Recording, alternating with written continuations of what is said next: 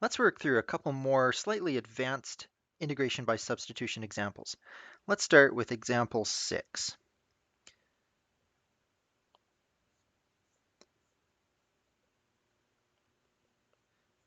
We have the integral of sine of x divided by 1 plus cosine squared of x.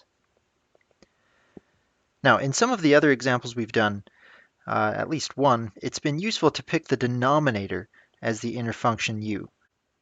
Now, I'll tell you right now, we're going to first try picking the denominator for u, and what we're going to get to is a problem. We'll notice that we run into a situation that tells us that picking the denominator for u ends up not being a good choice. And then we'll work through it correctly and see how to solve this problem the correct way. So, first solution, this one's not actually going to work out, but it's important to talk about why, because this is the sort of problem that you could run into as you're working through an integration by substitution problem. All right, so let's first choose u to be the denominator, 1 plus cosine squared of x. The next step for substitution is to find the derivative.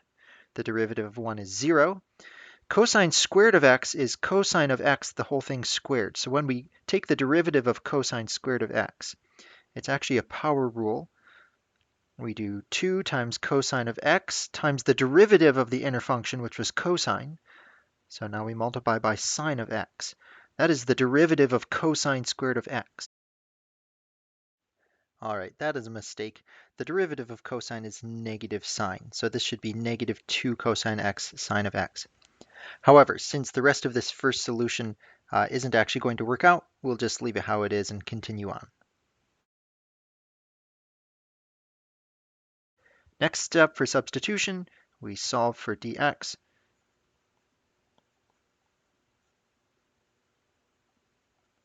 And now we'll substitute into the integral. Notice what we get. We have the integral of sine of x divided by u, and then dx turns into du divided by 2 cosine x sine x. The sine of x is cancel. That's good. But we're stuck with this cosine of x term in the denominator. There is no cosine of x term to cancel this cosine x in the denominator. If we take one more step to simplify, we have the integral of simply 1 over 2u cosine of x du. This is a problem. Whenever we have two different variables in the integral, that tells us that our substitution didn't work out. At this point, we want to stop the problem and try it all over again using a different value for u. This illustrates that integration is different from taking derivatives. For derivatives, we simply follow the rules, whatever the rules may be, chain rule, product rule, quotient rule, and we can always find the derivative.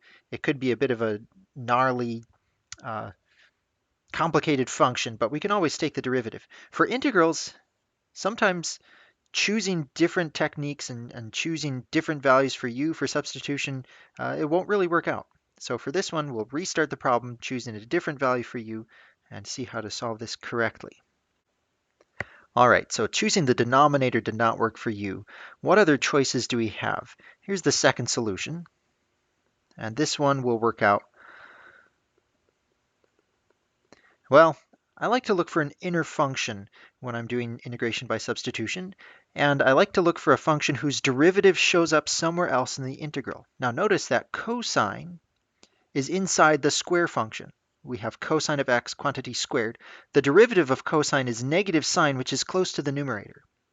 So let's choose u to be cosine.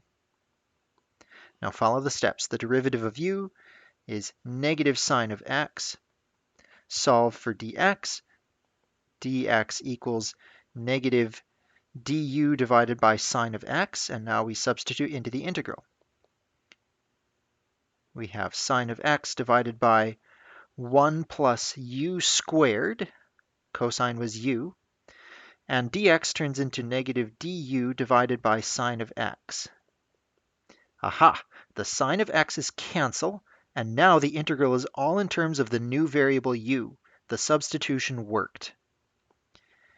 We have a negative here, Let's just take the negative out in front of the integral. So we have negative the integral 1 over 1 plus u squared du. Now this one is not maybe quite so familiar as some antiderivatives, but this is the derivative of arctangent. So the antiderivative here is negative arctangent of u. Final step, replace u with cosine, and our final answer is negative arctangent of cosine of x plus c. As always, it's a good idea to check the answer by taking the derivative of our final answer. And if you take the derivative of this answer, you'll notice that it's sine of x divided by 1 plus cosine squared of x. All right, let's try another example. Example 7 from the handout. This is the integral of x times the square root of 2x minus 4 dx. All right, it's pretty clear, I think, that the inner function here is 2x minus 4. So let's try picking u to be 2x minus 4. The derivative of u is 2. Solve for dx. Dx is du divided by 2. And now we can substitute into the integral. We have the integral of x times the square root of u, and dx is du divided by 2. Once again, we run into a problem. We have two variables in this transformed integral. We can't continue. We need to have only one variable name in order to actually integrate. So we have a problem. Now, in the last problem, when we ran into an issue like this, we started all over again. We tried a different value for u, and it worked out. For the particular example that we're doing now, we're not going to start over. We can salvage this problem, and we're going to do so using something called back substitution.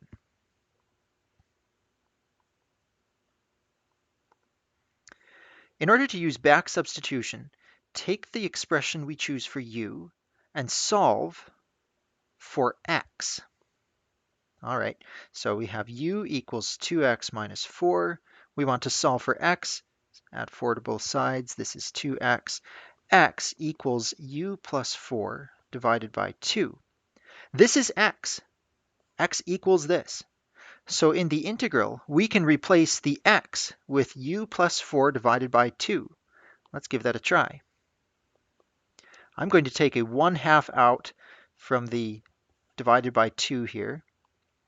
So 1/2 times the integral. Now I replace the x with u plus 4 divided by 2.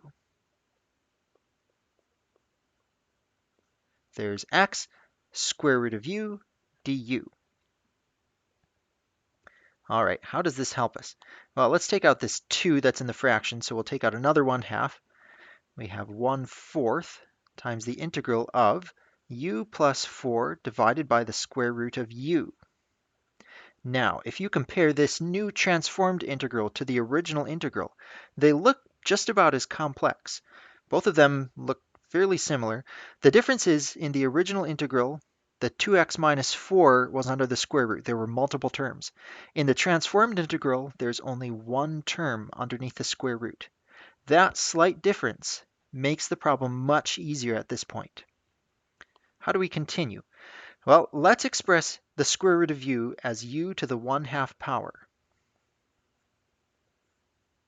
So we have u plus 4 in parentheses times u to the 1/2 power. And now we can distribute u to the 1/2 power times both of these expressions in the parentheses, u plus 4. So we have 1/4 times the integral u times u to the 1/2 is u to the 1 times u to the 1/2. We add the powers, we get u to the 3/2 power plus 4 u to the 1/2 power. Both of these terms in the integrand are simply powers of u. We can use the power rule for antiderivatives to evaluate. We increase the power by 1, so 3/2 turns into a 5/2. And then we divide by 5/2. Rather than dividing by 5/2, I'm going to multiply by 2/5. It's equivalent. And for the second term, we have a 4 times u to the 1/2. We increase the power by 1. u to the 3 halves. Divide by the new power. Once again, instead of dividing by 3 halves, I'm going to multiply by 2/3. All right, almost done. One final step. Exchange the u expression with 2x minus 4 to get the final answer in terms of the original variable, and we will be done with the problem. 1/4 times 2, u becomes 2x minus 4 to the 5 halves power, divided by 5, plus 4 times 2, I'll simplify to 8. Here's u, 2x minus 4, raised to the 3 halves, divided by 3. Running out of room, tack on a plus c. There's our final answer. Let's work through one more slightly longer, more difficult integration by substitution problem. This is example 8. We have the definite integral from 0 to 2 of x minus 3 divided by 5 minus x dx. There's not a clear inner function for this problem. So when there's not a clear inner function, often choosing the denominator is a good choice. Let's give that a try here. We try u equals 5 minus x, follow through the steps for substitution. The derivative of 5 is 0. The derivative of negative x is negative 1. dx equals negative du, and now we'll write the new integral. This is a definite integral, so we have to transform the limits of integration to be in terms of u. Right now, these limits of integration are x values. We want u values. So we say if x equals the lower limit of 0, u is 5 minus the x value, u equals 5. If x is the upper limit of 2, u is 5 minus 2, which is 3. So we integrate now from, well, corresponding to x we have, corresponding to 0 we have 5, corresponding to 2 we have 3. So we integrate from 5 to 3. This is backwards from how we like to think of the limits of integration. We have a larger value down here, a smaller value up top. That's not a problem. We could switch the order if we wanted by negating the entire integral, but it's okay to have a larger value as the lower limit. All right, we've transformed the limits of integration. Now we have x minus 3 in the numerator. The denominator is u, and dx equals negative du. All right, I'm going to go ahead and switch the limits of integration. I'll switch the order and just remove the negative sign. Flipping the limits of integration simply makes the entire integral negative. That means I can just ignore the negative sign that was in front of the du. So I have x minus 3 divided by u du. Once again, we have a problem. We have two variables, x and u. Nothing cancels with this x. So once again, we use the trick of back substitution. For back substitution, take the expression for u and solve that for x. If u equals 5 minus x, I could subtract 5 from both sides. This is negative x. So x equals 5 minus u. Replace x inside the transformed integral with 5 minus u. And we have 5 minus u, there's x, minus 3 divided by u du. Let's simplify. 5 minus 3 is 2.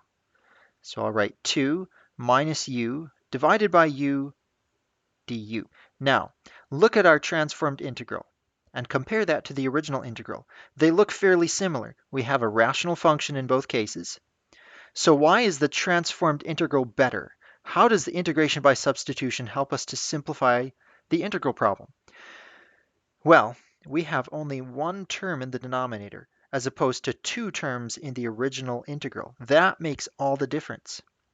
In our next step, we can split this fraction into two separate fractions by splitting up at the negative sign in the numerator. So we have the integral from 3 to 5, 2 over u minus u over u. Now, I can only split up a fraction like this if I'm adding or subtracting in the numerator. When I'm adding or subtracting in the denominator, I cannot split into multiple terms. But since I have a single term in the denominator, I can split the numerator into multiple fractions, and this is what I get. All right.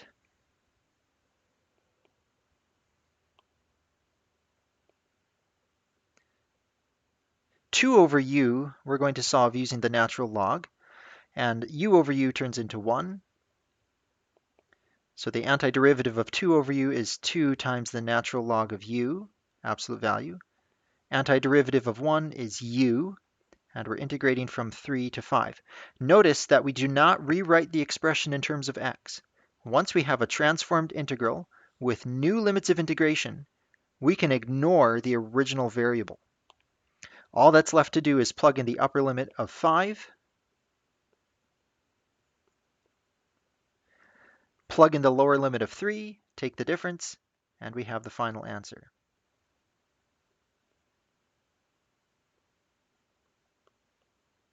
There's the final answer.